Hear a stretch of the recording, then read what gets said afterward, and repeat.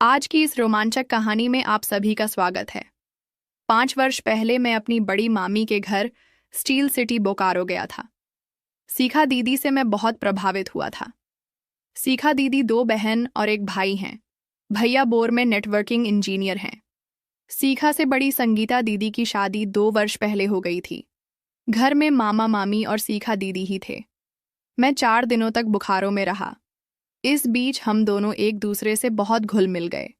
सीखा दीदी मुझे छोटा भाई समझकर बहुत प्यार करती थी।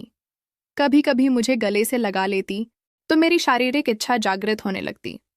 बोकारो से बम्बई आने का मेरा जी नहीं कर रहा था, लेकिन माँ की तबीयत खराब होने के कारण मुझे बम्बई लौटना पड़ा। शाम के 8 बजे ते मम्मी पापा को हावड़ा जाने वाली शताब्दी एक्सप्रेस में बैठाकर घूमता फिरता घर लौटा था।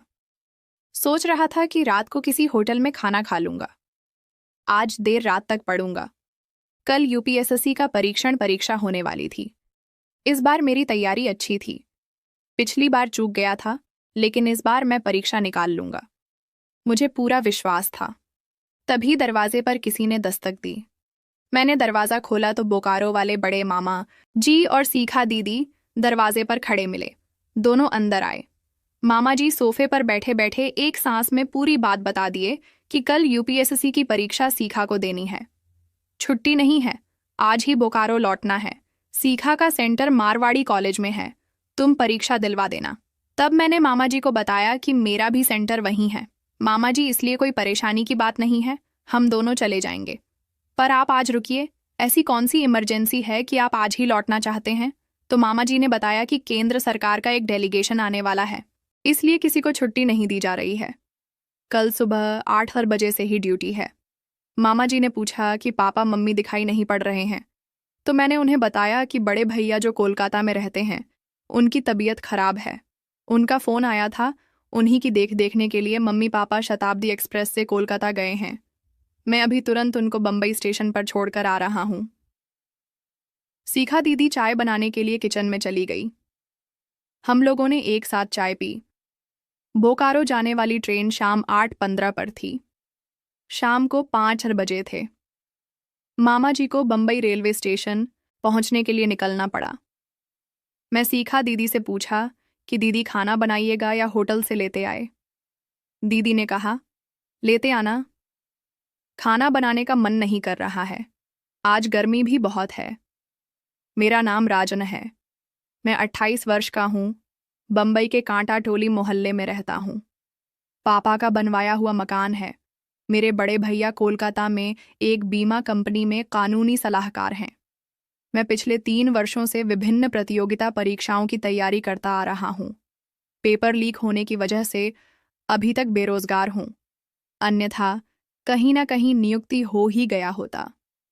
अगले वर्ष पापा सेवानिवृत्त हो जाएंगे। इस युग में सबसे ज्यादा देर दशा युवाओं की हो रही है। हम 2020 घंटे ध्यान लगाकर पढ़ते हैं, परीक्षा देते हैं, लेकिन परिणाम हाथ नहीं आता। कभी पेपर लीक हो जाता है तो कभी परीक्षा का परिणाम ही नहीं आता। नौकरी पेशा नहीं होने के कारण शादी भी नहीं हो रही है। सीखा दीदी हमसे 1 महीना बड़ी है। मामा जी सीखा दीदी की शादी के लिए पिछले 4 वर्ष से दौड़ धूप कर रहे हैं, मगर कहीं बात नहीं बन पा रही है।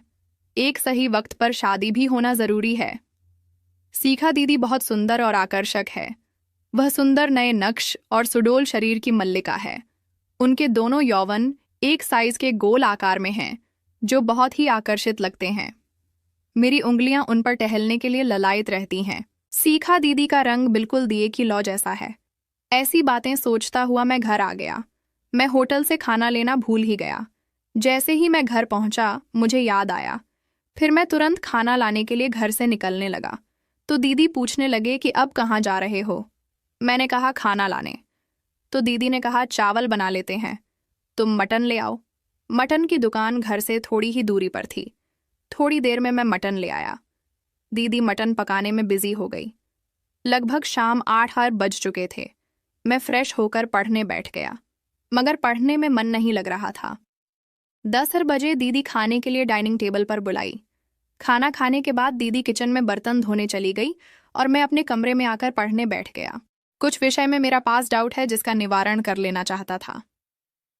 सीखा दीदी किचन से मेरे कमरे में आई और मेरे पलंग पर लेट गई, ये कहते हुए कि कल एग्जाम है, अब पढ़कर क्या होगा। जितना पढ़ना था पढ़ चुकी। दीदी ने कहा कि तुम सोना तो लाइट ऑफ कर देना। रात्रि का लगभग 1 फैन बज चुका था। दीदी गहरी नींद में सो रही थी। मुझे भी नींद आने लगी थी। मैं भी लाइट ऑफ करके सो गया। मेरी आंख सुबह 7 बजे खुली। तब तक दीदी नाश्ता बना चुकी थी। मैं उठा और वॉशरूम में फ्रेश होने चला गया। नाश्ता करने के बाद हम लोग एग्जाम सेंटर की ओर चल पड़े। 8 बजे से एंट्री थी। हम दोनों की सीट अलग अलग कमरे में थी। शाम 5 बजे परीक्षा खत्म हुई और हम लोग 5:30 बजे घर वापस पहुंच गए। घर पहुंचकर सबसे पहले उत्तर की जांच की तो पाया कि मैंने 90 प्रश्नों का सही जवाब दिया है और दीदी ने 95 का सही जवाब दी है। हम दोनों ने एक दूसरे को बधाई दी। दीदी किचन में गई और बढ़िया सी चाय बनाकर लाई। चाय पीते हुए मैंने कहा, दीदी आईएएस बनने के बाद भूल तो नहीं जाओगी? सीखा थोड़ा नाराज होते हुए बोली, यह तुम बार बार दीदी दीदी क्यों करते रहते हो? हम तुम्हारी दीदी तो हैं नहीं। हम तो तुमको अपना दोस्त मानते हैं। तुमसे इतनी बड़ी भी तो नहीं है कि हमेशा दीदी दीदी करते रहते हो। सही मायने में हम दीदी तब होते जब हम एक ही माँ बाप के बच्चे होते। हम रिश्ते के भाई बहन हैं। रिश्ते बदलते रहते हैं। पुराने रिश्ते 1-2 पीढ़ी तक ही चल पाते हैं और अपने आप खत्म हो जाते हैं। फिर नए रिश्ते शुरू हो जाते हैं। तुम्हारे दादाजी के मामी कौन थे? तुम जानते हो? नहीं जानते हो? इसलिए कि अब यह रिश्ता खत्म हो गया। मेरी दीदी की शादी मेरे एक चाचा जी के साले के बेटे से हुई थी।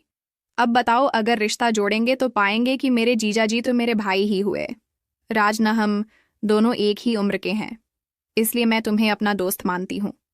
तुम मुझे मेरे नाम से पुकारो तो मुझे ज्यादा अच्छा लगेगा। मैं चुपचाप सीखा की बातें सुनता रहा। उसकी बातें तो 100% सही थीं। हम लोग एक ही माँ बाप की पैदाइश तो नहीं है। पर सीखा ये सब क्यों बोली? मेरी समझ में कुछ नहीं आया। मैं समझने की कोशिश करने लगा। सीखा की बातों में एक निवेदन था, एक दूसरे के करीब आने का। मेरे दिल में भी ऐसा निवेदन था, पर बाहर निकल नहीं रहा था। नैतिकता की चादर से सीखा हमसे क्या चाहती है? शायद वही जो मैं भी चाहता हूं। बात मेरी समझ में आ गई। दोस्त बनकर हों में समेट लिया और उसके चेहरे को चूमने लगा। धीरे धीरे हम दोनों के दिल की गर्मी बढ़ने लगी। परिवेश में मादकता घूमने लगी। वापस लौटना मुश्किल हो गया।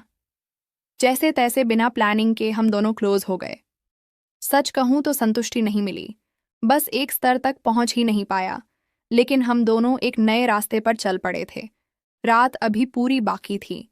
सीखा अगली उम्मीद के साथ खाना बनाने के लिए किचन में चली गई। शाम 8 बजे से मेरा दोस्त सुनील आ गया, ये जानने के लिए कि मेरा यूपीएससी की परीक्षा कैसी हुई।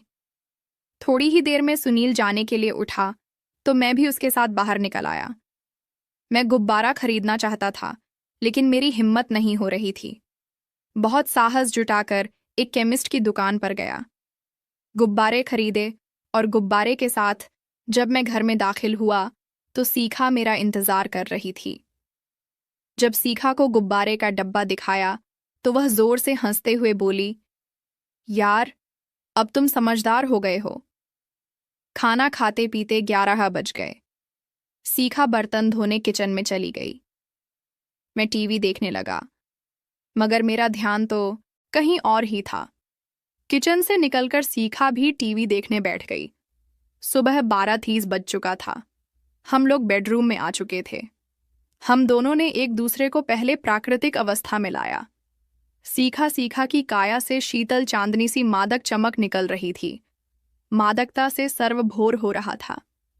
मेरी उंगलियां कब से पिरामिड की तरह होते हुए गोलाकार वक्षस्थल के शीर्ष पर बने चबूतरे पर सुस्ताने का इंतजार कर रही होकर फ्रेश हुआ और चाय पीने बैठा ही था कि सुनील आ गया। उसने बताया कि वह हुंडारू फॉल जा रहा है। गाड़ी में 2 सीट खाली है, तुम लोग भी चलो। मैंने सीखा से पूछा तो वह चलने के लिए तैयार हो गई। सीखा कभी हुंडारू फॉल नहीं गई थी। आगे की सीट पर सुनील की छोटी बहन और गर्लफ्रेंड बैठी हुई थी। मेरे सामने धर्म संकट पैदा हो गया। मैं सीखा को दीदी बोल नहीं सकता था और गर्लफ्रेंड बता नहीं सकता था। सुनील ने सीखा को अपनी बहन और गर्लफ्रेंड से परिचय कराया। हम सभी गाड़ी में सवार हुए। लगभग 1 घंटे बाद हुंडारू हाल पहुंच गए। सीखा 2000 फीट की ऊंचाई से गिरते हुए पानी को देखकर बहुत रोमांचित हुई। सीखा सुनील की बहन और गर्लफ्रेंड से बहुत जल्दी घुल मिल गई। शाम के 9-7 बजे हम लोग घर वापस लौट आए। रास्ते में ही एक रेस्टोरेंट में हमने खाना खा लिया था, तो कल रात के कार्यक्रम की पुनरावृत्ति की उत्सुकता बढ़ रही थी। रात में हम दोनों फिर से मैदान में उतर गए। आज कल से ज्यादा सफलता और काव्या मिली। अगले 1 सप्ताह तक मैं घर से बाहर ही नहीं निकला। पूरी तरह खुशियों की दुनिया में डूबा रहा। माँ पापा कोलकाता से लौट चुके थे। सीखा को देखकर माँ बहुत खुश हुई। दूसरे दिन माँ सीखा के साथ बोकारो चली गई। तो दोस्तों, यह थी हमारी आज की कहानी। अगर आपको पसंद आए तो लाइक कर दें और हमारे चैनल को भी सब्सक्राइब कर लें। मिलते हैं अगले वीडियो में। तब तक के लिए धन्यवाद।